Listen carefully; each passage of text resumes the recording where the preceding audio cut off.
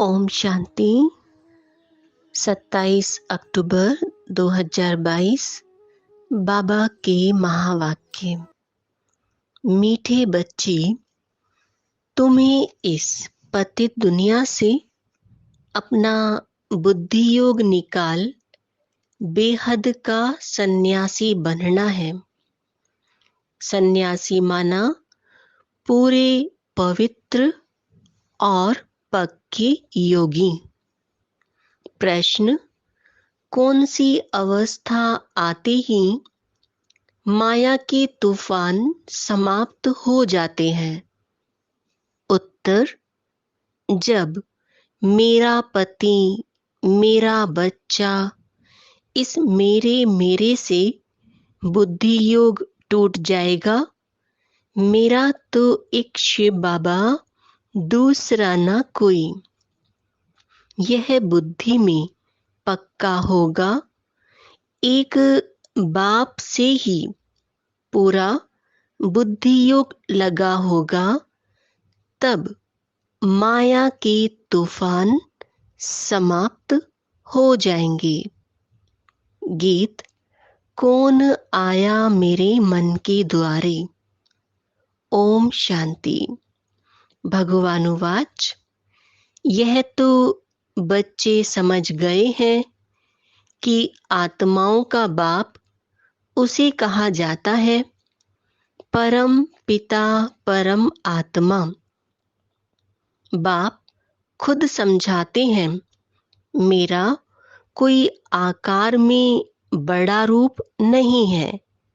जैसे आत्मा के लिए कहते हैं स्टार है, भ्रकुटी के बीच में रहती है, वैसे मैं भी परम आत्मा हूँ। उसकी महिमा बड़ी है, ज्ञान सागर है। बाकी इतना बड़ा चित्र जैसे नहीं है। इतना बड़ा होता तो इस शरीर में घुस नहीं सकता। यह तो शिवलिंग की पूजा करते हैं तो बड़ा बनाते हैं। अंगूठी सदृश कहते हैं। आत्मा माना आत्मा, सिर्फ उनको परम कहते हैं जो परम धाम में रहते हैं। तुम जानते हो इस समय है डेविल वर्ल्ड, आसुरी संप्रदाय। सतयुग में इस भारत पर देवताओं का राज्य था, अब तो आसुरी राज्य है। देखो क्या क्या खा जाते हैं। मांस, मदिरा, यह राक्षसी आहार है। इस बात को भी नहीं समझते हैं। स्कूल में भी कोई के अच्छे ख्यालात, कोई के रजोगुणी, कोई के तमोगुणी होते हैं। जो दूसरों को समझा नहीं सकते उनको बुद्धू कहेंगे। ब्रह्मा कुमार कुमारियों में भी नंबरवार, महारथी, घोड़े सवार, प्यादे बहुत हैं जो अच्छी रीति समझा नहीं सकते हैं। ज्ञान पूरा ना होने कारण डिससर्विस करते हैं। जितना जिसमें ज्ञान है उतना समझाएंगे। नंबरवार तो है, कहाँ भूले भी करते हैं। बच्चों को नशा होना चाहिए कि हम तो देवता बन रहे हैं। बाप खुद कहते हैं, मैं पतितों की दुनिया में आता हूँ। सतयुग में यही नारायण था, अब फिर इनके तन में आया हूँ। इनको ही नर से नारायण बनाता हूँ। नंबर 1 पूज्य भी यह था, अब नंबर 1 पुजारी भी यह बना है। फिर इनका ही ऑल राउंड पार्ट है। यह मेरा मुकर्रर तन है, यह चेंज नहीं हो सकता। ऐसे नहीं कब दूसरे को चांस दूं। यह ड्रामा बना बनाया है, इसमें चेंज नहीं हो सकती। बाबा कहते हैं, मैं आता हूँ पतितों की दुनिया में, परंतु कोई को पतित कहो तो बिगड़ पड़ेंगे। परंतु जब भगवानुवाच है कि सब आसुरी संप्रदाय हैं, तो मानना पड़ेगा। भगवान माना भगवान निराकार, ना ब्रह्मा, ना विष्णु, ना शंकर, ना कृष्ण। कहते हैं, मैं परमात्मा भी तुम्हारे जैसा हूं। भगवानुवाच, मैं तुमको राजयोग सिखाने आया हूं। योग की कितनी महिमा है। बहुत योग आश्रम खुले हैं, उसमें हठ योग आदि सिखलाते हैं। परंतु तुम योग बल से सारे विश्व को स्वर्ग बनाते हो, विश्व को परिवर्तन करते हो। सारी दुनिया तो योग में नहीं रहती। योग की कितनी महिमा है, जिससे खास भारत स्वर्ग बनता है। परंतु कोई को पता नहीं, तो इसको स्वर्ग किसने बनाया है? जरूर ऐसा कोई स्वर्ग बनाने वाला होगा। बाप कहते हैं, मैं ही आकर देवता बनने का कर्म सिखलाता हूं। यह तो बड़ा सहज है। वह बहुत यज्ञ करते हैं। यहाँ तुम कोई यज्ञ हवन करते हो क्या? धूप भी खुशबू के लिए जलाते। बाकी यहाँ कर्म कांड की कोई बात नहीं। तो बाप अपना परिचय देते हैं कि मैं आत्मा हूं, जैसे तुम हो। परंतु मैं पुनर्जन्म नहीं लेता हूं। जन्म लेता हूं, परंतु मरण में नहीं आता। मेरी जयंती मनाते हैं। मैं इस तन में पढ़ाने के लिए आता जाता रहता हूं, तो इसको मृत्यु नहीं कहेंगे। मैं आता हूं देवता बनाने। अब जो आकर पढ़ेंगे भी वही जिन्होंने कल्प पहले पढ़ा होगा। बहुत काल से बिछड़े हुए वही सीखी लदे बच्चे हैं। दूसरे थोड़े ही 84 जन्मों में आते हैं। हम ही सारा 84 का चक्र लगाते हैं। मनुष्य तो बहुत जन्म लेने से तंग होते हैं। तुमको कहेंगे, हम 84 के चक्र में नहीं आने चाहते हैं। परंतु हम कितने पहलवान हैं जो और ही खुश होते हैं। हम इस चक्र के इस याद करते करते चक्रवर्ती राजा बन जाते हैं। उन्हों के झंडे में भी चक्र है, फिर उन्होंने चरखा बना दिया है। उनके सामने तुम्हारा कोट ऑफ आर्म्स ठीक है। ऊपर में शिव बाबा, नीचे त्रिमूर्ति और चक्र बिल्कुल ठीक लगा है। यह तुम्हारा शिव का झंडा बिल्कुल ठीक है। तुमको समझाया है, सन्यास 2 प्रकार का है। एक है निवृत्ति मार्ग का सन्यास, जो जंगल में जाते हैं। वह है हाफ सन्यास। तुम्हारा है फुल सन्यास। किसका? सारी आसुरी दुनिया का सन्यास करते हो। मेरा पति, मेरा बच्चा, मेरा गुरु, उन सब मेरे से बुद्धि योग तोड़ते हो। मेरा तो एक शिव बाबा, दूसरा ना कोई। जब तक यह अवस्था नहीं आएगी, तब तक तूफान आते रहेंगे, झोंके खाते रहेंगे। बाप सारी आसुरी दुनिया का संन्यास कराते हैं, क्योंकि यह सब भस्म होना है। वह ऐसे नहीं कहते सब भस्म होना है। तुम रहते संबंधियों के बीच में हो, परंतु उनको देखते बुद्धि वहां लगी हुई है, मेरा कुछ है नहीं। तो काम क्रोध किससे होगा? यह युक्ति बहुत अच्छी है, परंतु जब बुद्धि में बैठे, इसको राजयोग कहा जाता है। तुम योग लगाते हो, राजाई लेते हो, वह है हठ योग।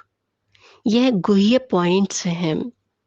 योगी तो दुनिया में बहुत हैं, परंतु बाबा कहते हैं एक का भी मेरे से योग नहीं है। मेरे बदले मेरे निवास स्थान ब्रह्म तत्व से योग है। जैसे भारतवासी अपने निवास स्थान हिंदुस्तान को अपना धर्म समझ बैठे हैं, वैसे वह भी अपने को ब्रह्म का बच्चा समझते हैं। बच्चे भी नहीं कहते, बच्चा कहें तो फिर वर्षा चाहिए। वह तो कहते कि तत्व में लीन होंगे। बाबा को तो अनुभव है, बहुत सन्यासियों गुरुओं से अनुभव किया। अर्जुन को भी दिखाते हैं बहुत गुरु थे। तुम सब अर्जुन हो। इस समय सारी दुनिया पर रावण का राज्य है। सारी दुनिया लंका है। एक सिलोन का बेट द्वीप लंका नहीं, वह हद की लंका है, परंतु बेहद की लंका तो सारी दुनिया है। अब सारी दुनिया पर रावण का राज्य है। राम के राज्य में इतने मनुष्य नहीं थे। जब राम राज्य है तो रावण राज्य नहीं। कहाँ चला जाता है? नीचे पाताल में चला जाता है। फिर रावण राज्य आता है तो राम राज्य नीचे चला जाता है। यह ड्रामा है ना। जब चक्र फिरता है तब सतयुग ऊपर आ जाता है, द्वापर कलयुग नीचे चला जाएगा, तो सतयुग त्रेता नीचे से ऊपर आ जाएगा। है चक्र की बात, उन्होंने ऐसे लिख दिया है। बाकी कोई सागर में नहीं चला जाता है, वह सागर से निकल नहीं आता है। बाप समझाते हैं यह बड़ी गुह्य समझने की बातें हैं। इसमें पवित्रता है फर्स्ट, और योग पक्का चाहिए। इसको कहा जाता है कंप्लीट संन्यास। इस दुनिया से बुद्धि योग खल्लास। यह बातें तुम्हारे में भी कोई समझते होंगे। सब समझें तो ज्ञान गंगा बन जाए, छोटी नदी बने, कैनाल्स बने। अच्छा टुबका बन घर में सुनाए तो भी समझें कि कुछ समझा है, परंतु घर में भी नहीं बता सकते। बाप कहते हैं कि कैसा भी गरीब हो, परंतु घर में गीता पाठशाला खोल सकते हैं। भल एक ही कमरा हो, उसमें खाते पीते सोते हो। अच्छा काम उतार, सफाई कर, फिर यह क्लास लगाओ। 3 पैर पृथ्वी में इतनी बड़ी हॉस्पिटल खोल सकते हो। साहूकारों की बातें छोड़ो, बाप तो गरीब निवाज है ना। साहूकार तो बोलते कि हमें तो यहाँ ही स्वर्ग है। तो बाबा कहते हैं अच्छा तुम अपने स्वर्ग में ही खुश रहो। मैं तुमको क्यों दूं? दान भी गरीब को दिया जाता है। बड़ा आदमी तो यहाँ जमीन में बैठने से चमकेंगे। तो बाबा कहते हैं कि भल अपने महलों में रहो। मेरे पास तो गरीब आए जो अच्छी तरह पढ़ें। अगर दूसरे को नहीं सुना सकते तो छोटा तालाब भी नहीं ठहरे। तुमको तो बड़ी नदी बनना है, मम्मा बाबा को फॉलो करना है, परंतु घर में भी नहीं सुना सकते तो चुल्लू पानी हथेली में पानी की तरह भी नहीं ठहरे। बाबा को तो मजा आएगा ज्ञान गंगाओं के सामने। कई बाबा के सम्मुख सुनते हैं तो खुश होते हैं, परंतु यहाँ से उठे सीढ़ी नीचे उतरे तो नशा भी उतरता जाता है। फिर घर पहुंचे तो फिर वही झरमुई झगमुई पर चिंतन चालू। बाबा तो चलन से समझ जाते हैं, आते हैं मिलने, कहते हैं मेरा पति मेरा बच्चा है। अरे तुमको पति कहाँ से आया? आती हो स्वर्ग में चलने, फिर भी मेरे मेरे में फंसी हो। अच्छा, इतना डोज काफी है। देना इतना चाहिए जितना हजम कर सकें। बाबा ने नट शेल में बताया है, योग से तुम स्वर्ग की स्थापना कर रहे हो। बाकी बादशाही के लिए नॉलेज चाहिए। 2 सब्जेक्ट है। बाबा भी योग में रहने का पुरुषार्थ करते हैं, तब कहते हैं ना बिसरो ना याद रहो। अच्छा, मीठे मीठे सिक्के लदे बच्चों प्रति मात पिता बाप दादा का याद प्यार और गुड मॉर्निंग। रूहानी बाप की रूहानी बच्चों को नमस्ते। हम रूहानी बच्चों की रूहानी बाप को नमस्ते। धारणा के लिए मुख्य सार। पहला पॉइंट, इस पुरानी दुनिया का कंप्लीट संन्यास करना है। पवित्रता और योग की सब्जेक्ट में फर्स्ट नंबर लेना है। दूसरा, ज्ञान गंगा बन पतितों को पावन बनाने की सेवा करनी है। मम्मा बाबा को फॉलो कर बड़ी नदी बनो। वरदान, ब्राह्मण जीवन में कम खर्च वाला नशीन करने वाले अलौकिकता संपन्न भव। इस अलौकिक ब्राह्मण जीवन का विशेष स्लोगन है, कम खर्च वाला नशीन।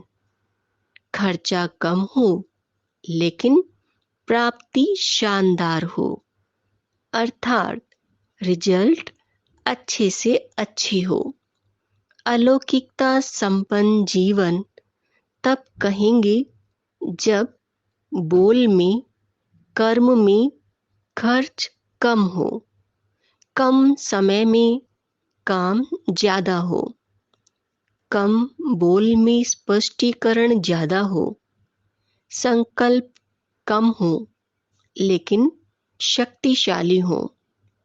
इसको कहा जाता है कम खर्च वाला नशीन। जो सर्व खजाने कम खर्च करते हैं उनके भंडारे भरपूर हो जाते हैं। स्लोगन, बाप और सेवा से सच्चा प्यार है तो परिवार का प्यार स्वतः मिलता है। मातेश्वरी जी के अनमोल महावाक्य। अब यह जो शिरोमणि गीता में भगवानुवाच है, बच्चे जहां जीत है वहां मैं हूं। यह भी परमात्मा के महावाक्य है। पहाड़ों में जो हिमालय पहाड़ है उसमें मैं हूं, और सांपों में काली नाग मैं हूं। इसलिए पर्वत में ऊंचा पर्वत कैलाश पर्वत दिखाते हैं, और सांपों में काली नाग। तो इससे सिद्ध है कि परमात्मा अगर सर्व सांपों में केवल काले नाग में है, तो सर्व सांपों में उसका वास नहीं हुआ ना। अगर परमात्मा ऊंचे ते ऊंचे पहाड़ में है, गोया नीचे पहाड़ों में नहीं है, और फिर कहते हैं जहां जीत वहां मेरा जन्म, गोया हार में नहीं हूं। अब यह बातें सिद्ध करती हैं कि परमात्मा सर्वव्यापी नहीं है। एक तरफ ऐसे भी कहते हैं और दूसरी तरफ ऐसे भी कहते हैं कि परमात्मा अनेक रूप में आते हैं। जैसे परमात्मा को 24 अवतारों में दिखाया है। कहते हैं कच्छ मच्छ आदि सब रूप परमात्मा के हैं। अब यह है उन्हों का मिथ्या ज्ञान। ऐसे ही परमात्मा को सर्वत्र समझ बैठे हैं, जबकि इस समय कलयुग में सर्वत्र माया ही व्यापक है। तो फिर परमात्मा व्यापक कैसे ठहरा? गीता में भी कहते हैं कि मैं फिर माया में व्यापक नहीं हूं। इससे सिद्ध है कि परमात्मा सर्वत्र नहीं है। दूसरा, अब यह तो हम जानते हैं कि जब हम निराकारी दुनिया कहते हैं तो निराकार का अर्थ यह नहीं कि उनका कोई आकार नहीं है। जैसे हम निराकारी दुनिया कहते हैं तो इसका मतलब है जरूर कोई दुनिया है, परंतु उसका स्थूल सृष्टि मुआफिक आकार नहीं है। ऐसी परमात्मा निराकार है, लेकिन उनका अपना सूक्ष्म रूप अवश्य है। तो हम आत्मा और परमात्मा का धाम निराकारी दुनिया है। जब हम दुनिया अक्षर कहते हैं तो इससे सिद्ध है वो दुनिया है और वहां रहते हैं, तभी तो दुनिया नाम पड़ा।